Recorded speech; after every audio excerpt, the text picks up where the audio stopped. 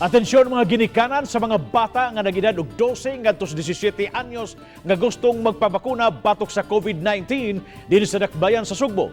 Gilusad na sa Cebu City Government ang ilang online registration na sugod karong adlaw alang sa libreng pagbakuna. Samtang mga minor de edad nga dunay comorbidities ang unahon o kinahanglan na ubanan sa ilang mga ginikanan o kaha-authorized guardian dala ang medical certificate. Wa pa hinon masayri kung kanusa magasugod ang pagpamakuna kay mag-agad usab kini sa Department of Health.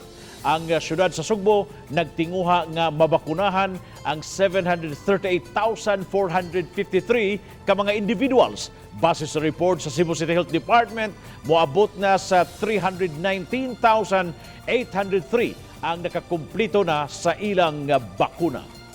Kung ang paggawas mao ang medical nga needs, ang paggawas mao ang pagbakuna, they are allowed to go to transport themselves from their domicile ngadto dito sa vaccination center. Being aware about na nagsige na o parehistro nganong maghuwat pamanta kinahanglan mo launch na jud ta.